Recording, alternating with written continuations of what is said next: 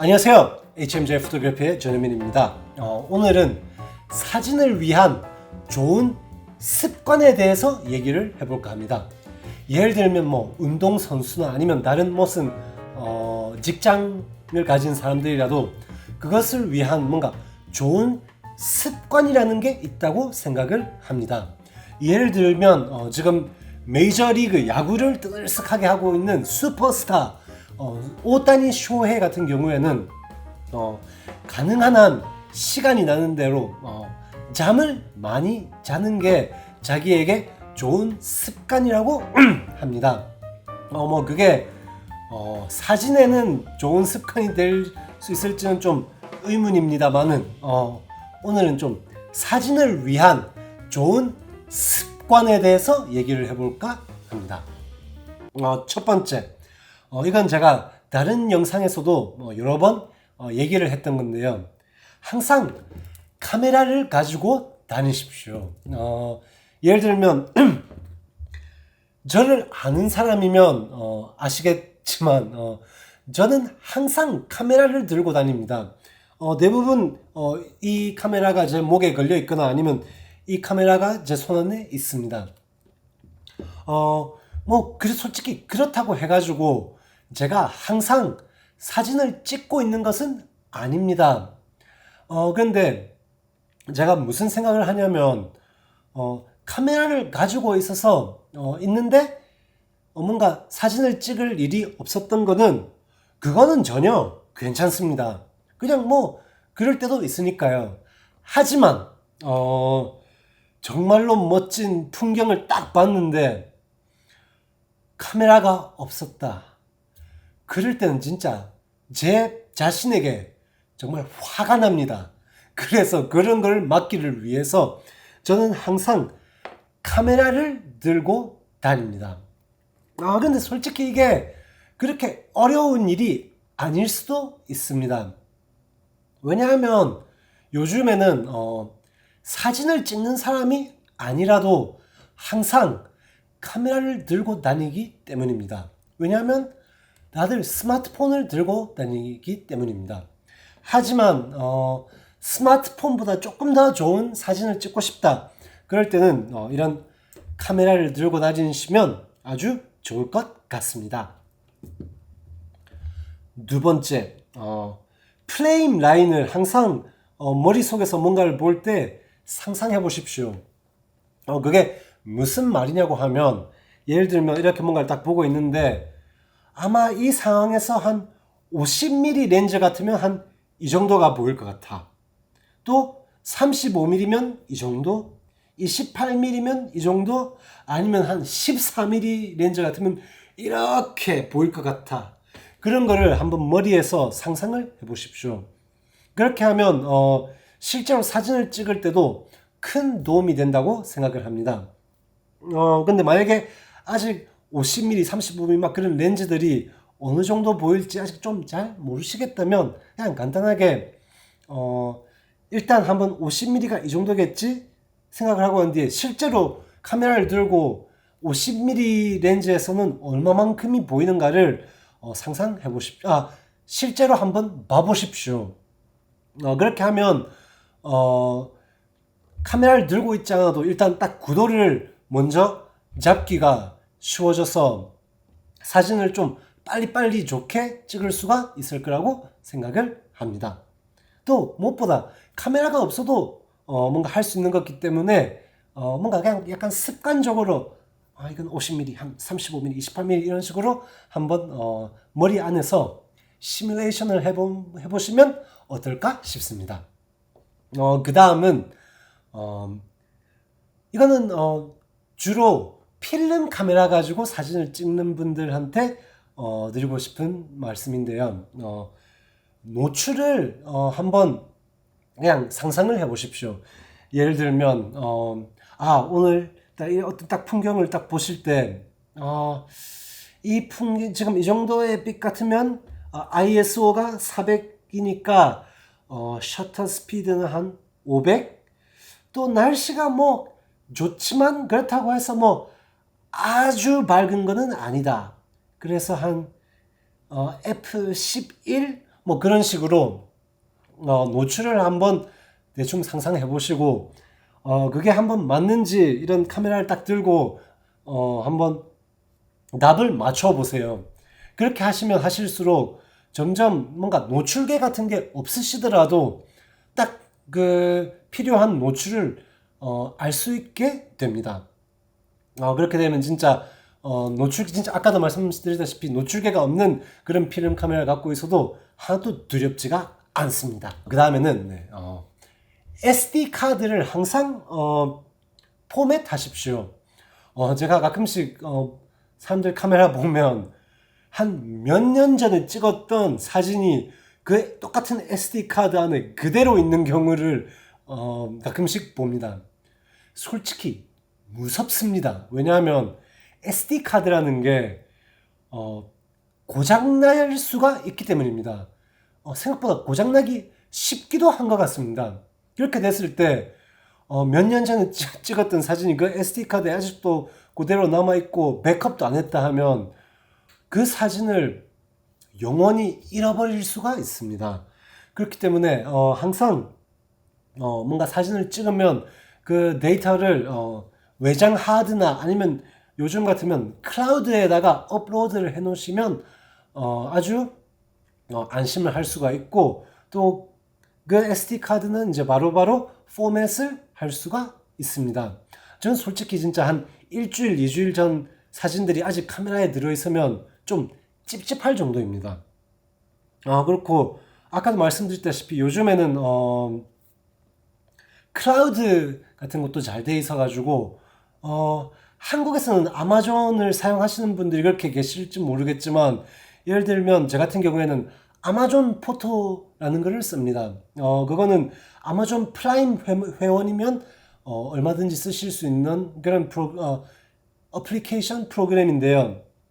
그거에는 사진 같으면 아무리 업로드를 해도 무료이고 또 압축되지 않은 로 파일을 업로드 해 놓을 수도 있기 때문에 아주 편리합니다.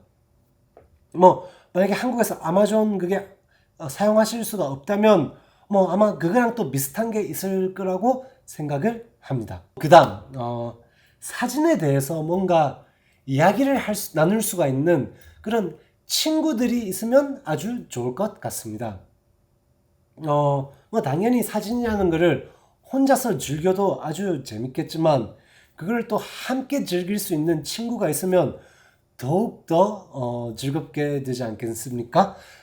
예를 들면 오늘 이렇게 뭔가 되게 멋진 사진을 찍었다 해서 그 친구들과 함께 한번 나누어 보십시오. 그러면 와우 와 이런 게 좋다. 또 아니면 아주 좋은데 또 이런 점이 이렇게 됐으면 아마 더 좋아지지 않았을까? 또 아니면 그 다른 친구가 찍었던 사진을 보고 또 자기 나름대로의 의견을 내보고 하시면 앞으로 사진을 찍을 때 큰 도움이 될 거라고 생각을 합니다.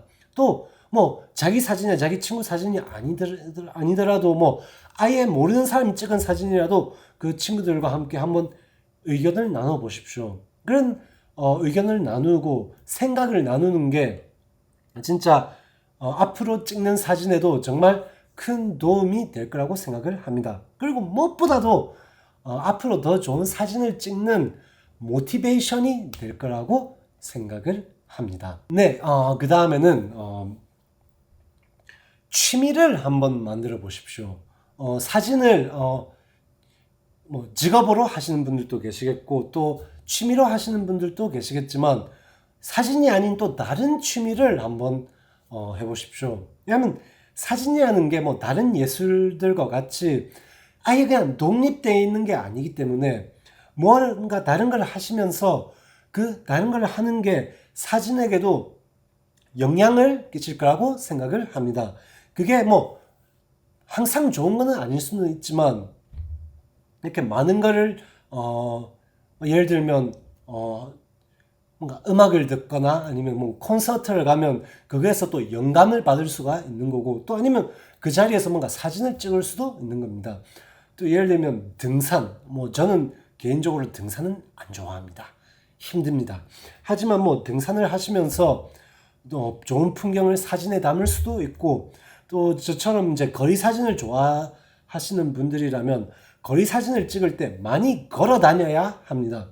그럴 때 등산을 하시면 그런 트레이닝도 되기 때문에 좋은 영향이 될 거라고 생각을 합니다. 그것처럼 뭔가 다른 취미를 가지시면 또 그 취미가 또 사진에게도 뭔가 어떤 다른 모양에서 뭔가 환원이 될 거라고 생각을 합니다. 그렇기 때문에 뭔가 다른 취미도 해보시면서 또 사진도 해보십시오.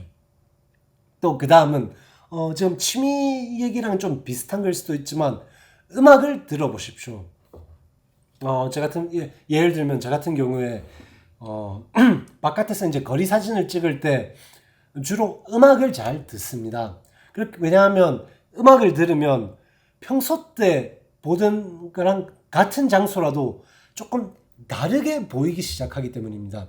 뭐 예를 들면 막 좀 하드코어한 막 슬레이어 같은 밴드 음악을 듣고 있으면 좀 세상도 막 하드코어하게 보이기 시작하고 또 뭐 좀 우아하게 쇼팽 음악을 딱 들으면서 사진을 찍으면 뭐 아무것도 아닌 정말 시골 풍경이라도 좀 우아하게 보이기 시작합니다.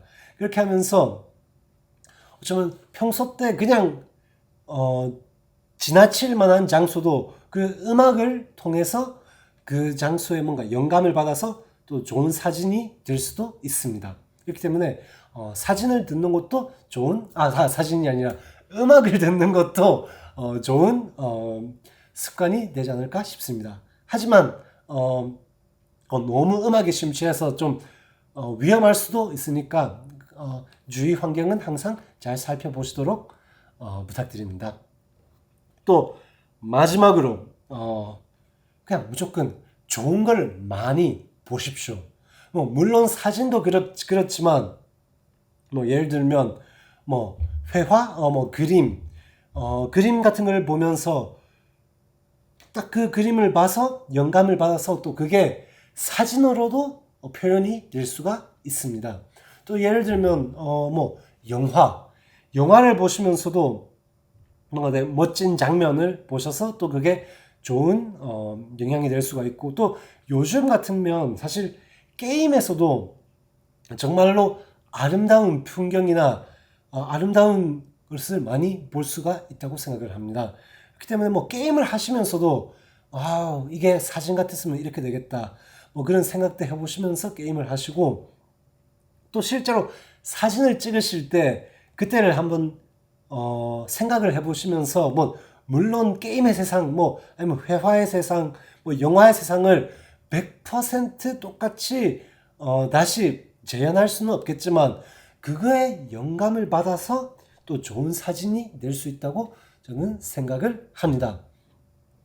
또 사실 그렇게 멀지 않는 옛날까 과거에는 사람들이 예를 들면 다른 사람 사진을 보려면 진짜 사진집을 사서 보거나 아니면 도서관에 가서 보거나 막 그렇게 할 필요가 있었습니다.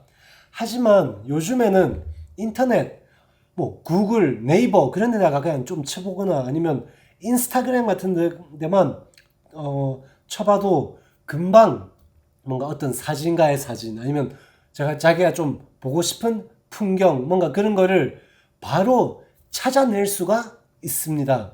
그렇기 때문에 그런 좋은 사진 같은 것도 많이 습관적으로 좀 보시면서 앞으로 자기 사진에 좋은 영감이 됐으면 싶습니다.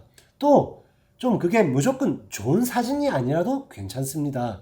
예를 들면 제가 뭔가 사진을 딱 봤을 때 그 사진이 이 사진 좀 별로다 싶어도 그냥 그 별로다라는 생각으로 끝내시지 마시고, 왜 자기가 이 사진을 봤을 때 별로다라고 생각을 하는지 한번 생각을 해보십시오.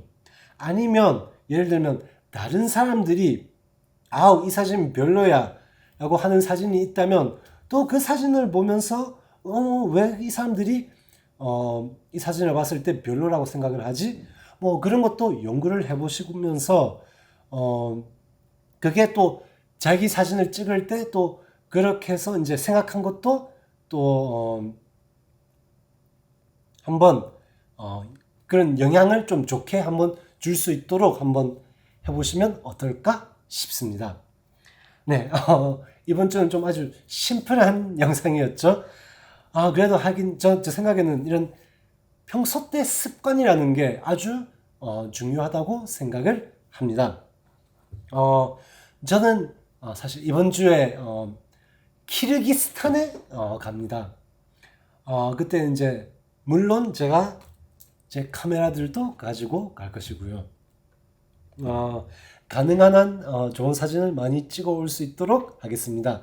또 아마 거의 무조건 그때 찍은 사진들은 또 제가 제 유튜브를 통해서 또 여러분들과 공유를 할 것이라고 생각을 합니다. 감사합니다.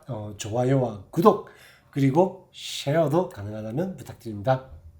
다음에 봬요.